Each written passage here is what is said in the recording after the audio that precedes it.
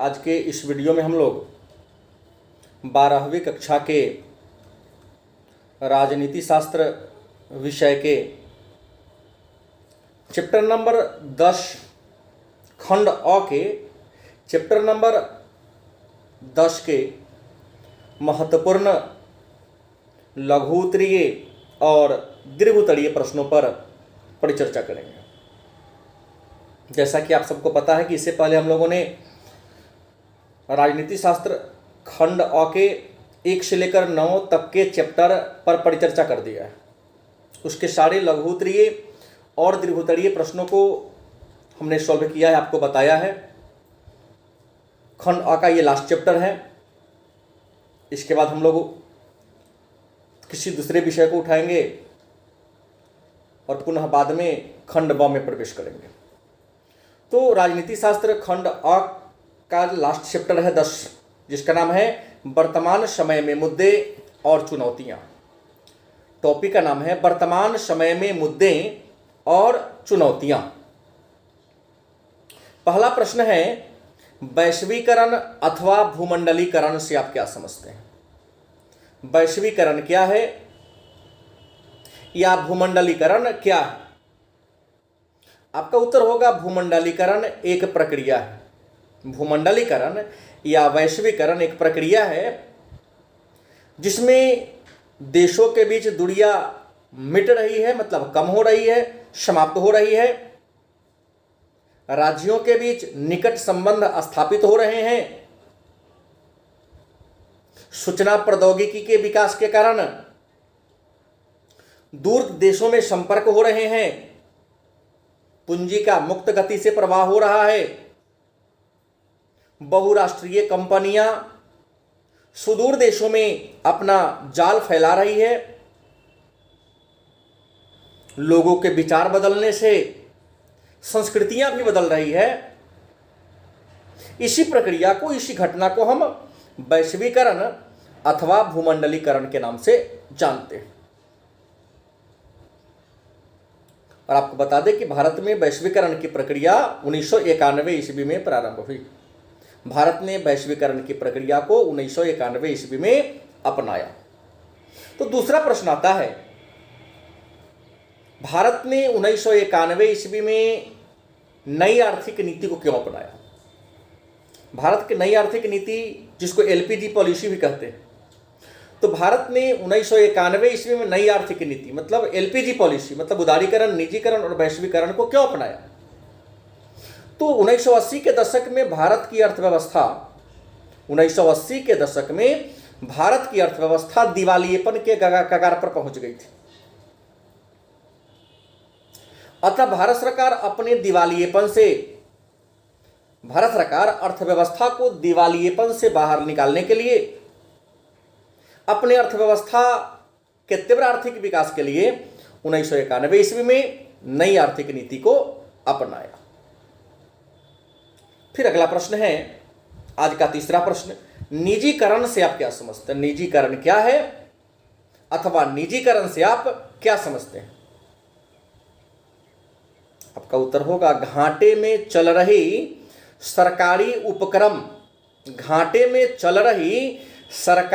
उपक्रम के कुछ अंश या संपूर्ण अंश को निजी हाथ में सौंप देना। घाटे में चल रही सरकारी उपक्रम के कुछ अंश या संपूर्ण अंश को निजी हाथों में सौंप देना निजीकरण कहलाता है।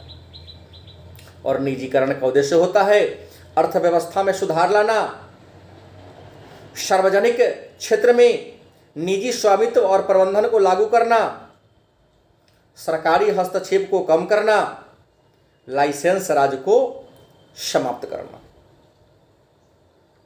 अगला प्रश्न है, उदारीकरण से आप क्या समझते हैं? उदारीकरण क्या है या उदारीकरण से आप क्या समझते हैं? आपका उत्तर होगा उदारीकरण उस प्रक्रिया को कहते हैं, उदारीकरण उस प्रक्रिया को कहते हैं जिसमें व्यापार और उद्योग पर लगाए गए जो अनावश्यक प्रतिबंध है, जो अनावश्यक नियंत्रण है, उसे समाप्त कर दिया जाता है। अर्थव्यवस्था को खुला छोड़ दिया जाता है आयात निर्यात पर लगाए गए सारे प्रतिबंध को समाप्त कर दिया जाता है। तो इसी को ही हम उदारीकरण के नाम से जानते हैं, ताकि कोई भी देश बिना किसी रोक टोक के वस्तु या सेवा का आदान प्रदान कर सके। अगला प्रश्न है, दलितों के हितों की रक्षा के लिए, दलितों के हितों की रक्षा के लिए घोषित भोपाल घोषणा पत्र 2002 के मुख्य बातों को लिखें। मतलब दलित के हितों की रक्षा करने के लिए 2002 ईस्वी में भोपाल घोषणा पत्र हुआ था। तो भोपाल घोषणा पत्र 2002 के मुख्य बातों को लिखें। क्या क्या मुख्य बातें आई थी? तो नंबर 1, पहला बात रखा गया था, दलित छात्रों को निःशुल्क और अनिवार्य शिक्षा सुनिश्चित किया जाए। दूसरा, निजी, गैर सरकारी और अर्ध सरकारी संस्थाओं में दलितों का आरक्षण सुनिश्चित किया जाए। इसके अलावा उच्च स्तरीय न्यायपालिका, सैनिक वर्ग में दलितों को पर्याप्त आरक्षण मिले। 1976 के बधुआ श्रम उन्मूलन कानून को कठोरता से लागू किया जाए। कृषि में लगे दलित श्रमिकों को लैंगिक भेदभाव के बिना पर्याप्त मजदूरी दिया जाए और दलितों को कृषि योग्य भूमि दिया जाए। इतना जरूर भूमि दिया जाए प्रत्येक दलित परिवार को, ताकि वह सामाजिक आर्थिक स्थायित्व की रक्षा कर सके। अगला प्रश्न है, संप्रदायवाद से आप क्या समझते हैं? संप्रदायवाद क्या है अथवा संप्रदायवाद से आप क्या समझते हैं? आपका उत्तर होगा, अपने धर्म या संप्रदाय के हित की रक्षा के लिए, अपने धर्म या संप्रदाय के हित की रक्षा के लिए जब कोई राष्ट्रहित को बलि पर चढ़ा दे या अपने धर्म के सामने अन्य धर्म को हीन समझे, नीच समझे, तो इसे ही संप्रदायवाद या सांप्रदायिकता कहलाता है। अगला प्रश्न है, राम जन्मभूमि बाबरी मस्जिद विवाद पर टिप्पणी लिखें। राम जन्मभूमि बाबरी मस्जिद विवाद पर टिप्पणी लिखें।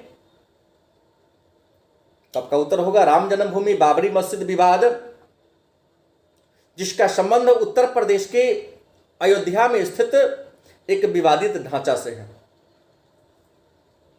जहां हिंदू संगठनों का मानना है कि जहां पर विवादित ढांचा है वहां पर हमारे मर्यादा पुरुषोत्तम श्री राम का जन्म हुआ था। जबकि मुस्लिम संगठन का कहना है कि जो विवादित ढांचा है उसे मुगल वंश के संस्थापक बाबर ने बनाया। हालांकि विवाद के कारण न्यायालय के आदेश से 1949 में उसमें ताला लगा दिया गया और पुनः न्यायालय के आदेश से 1986 में ताला को खोल दिया गया। 86 में ताला खुला। जब साधु संत वहां पर पूजा पाठ करने पहुंचे तो मुलायम सिंह के ने अपने वोट बैंक को बनाने के लिए हिंदू कारसेवकों को, हिंदू साधु संतों को पिटवा दिए। अतः हिंदू कारसेवक उग्र रूप धारण कर लिए और 6 दिसंबर 1992 ईस्वी को विवादित ढांचे को गिरा दिया। इसका परिणाम यह हुआ कि दंगा छिड़ गया, विवाद बढ़ गया, मुकदमा चला। 2010 ईस्वी में इलाहाबाद उच्च न्यायालय ने विवाद को शांत करने के लिए विवादित ढांचा को 2 खंडों में बांटने का निर्णय लिया। इसे न हिंदू संतुष्ट हुए न मुसलमान, विवाद और आगे बढ़ा। लेकिन सर्वोच्च न्यायालय के अगुवाई में मुकदमा आगे बढ़ा। सर्वोच्च न्यायालय ने दोनों पक्षों से जमीन के कागज की मांग किया। मुस्लिम पक्ष कागज को पेश करने में सक्षम नहीं हुआ, लेकिन हिंदू राम जन्मभूमि न्यास बोर्ड ने उस जमीन का कागज प्रस्तुत किया कि कहाँ किसने उसे क्या जमीन दिया।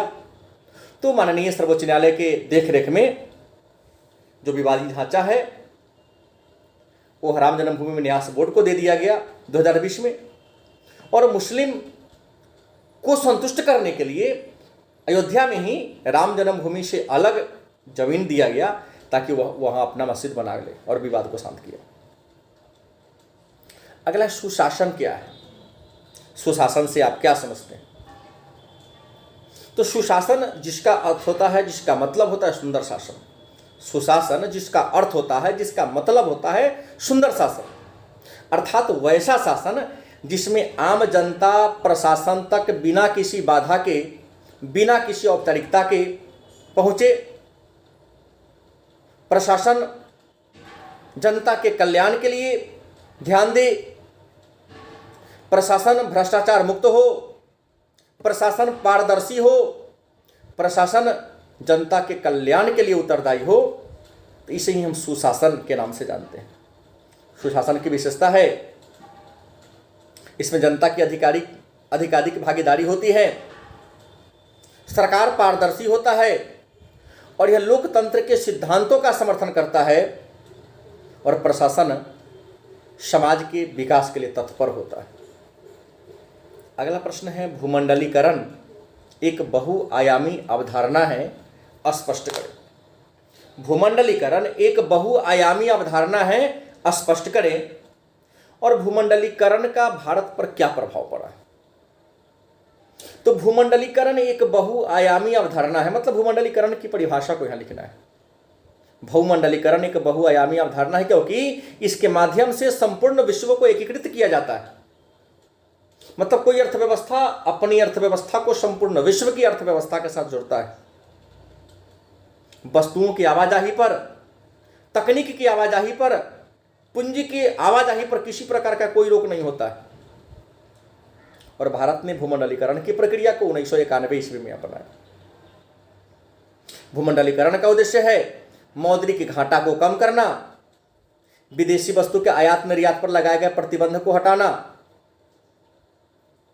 घरेलू उदारीकरण के तहत उत्पाद निवेश और बाजार अर्थव्यवस्था को महत्व देना। लेकिन भूमंडलीकरण का भारत की अर्थव्यवस्था पर प्रभाव पड़ा है। कुछ अच्छे प्रभाव भी पड़े हैं, कुछ बुरे प्रभाव भी पड़े हैं। पहला कि भूमंडलीकरण के कारण भारत की जो राजनीतिक और आर्थिक गतिविधियां है विश्वव्यापी स्वरूप धारण कर लिया है। भूमंडलीकरण के कारण भारत का तेज गति से औद्योगिक विकास हुआ है, लेकिन भूमंडलीकरण के कारण रोजगार प्रभावित हुआ है।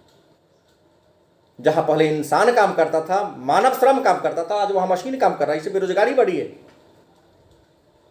भूमंडलीकरण के कारण बेरोजगारी उन्मूलन के लिए सरकार ने जो कार्यक्रम अपनाया है वे सारे प्रभावित हुए हैं। भूमंडलीकरण के कारण बड़े बड़े किसानों को लाभ हुआ है, लेकिन छोटे छोटे जो सीमांत कृषक हैं उनको बड़ी हानि हुआ है। और भूमंडलीकरण के कारण पर्यावरण को क्षति हुआ है, क्योंकि बड़ी बड़ी कंपनी बनाने से, बड़े बड़े सड़क बनाने से लाखों हजार हेक्टेयर वन का विनाश किया जा रहा है। और आज का अंतिम प्रश्न है, चैप्टर नंबर 10 का अंतिम प्रश्न है, भ्रष्टाचार क्या है? और भ्रष्टाचार से आप क्या समझते, इसके रूप कौन कौन है? तो भ्रष्टाचार दो शब्दों के मिलने से बना, भ्रष्ट और आचार। भ्रष्टाचार भ्रष्ट शब्द भ्रष्ट और आचार के मिलने से बना है। मतलब सार्वजनिक जीवन में स्वीकृत मूल्यों के विरुद्ध, सार्वजनिक जीवन में जो आपका मूल्य स्वीकृत है उसके विरुद्ध आप आचरण करते हैं, तो उसे भ्रष्टाचार कहा जाता है। मतलब सामान्य तौर पर कहा जाए, दूसरे शब्दों में कहा जाए तो सरकारी सत्ता और संसाधन का निजी फायदा के लिए उपयोग करना।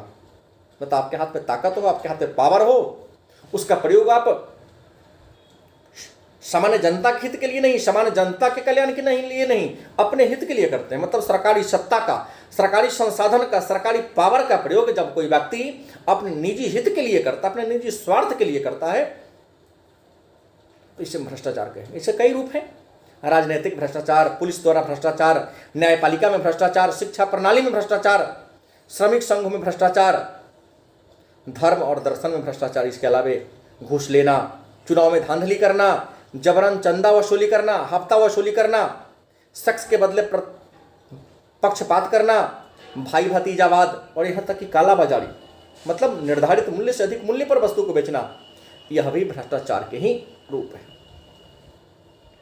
तो आज की क्लास में इतना ही। अगले क्लास में अगले टॉपिक को लेकर आएंगे। तब तक के लिए धन्यवाद।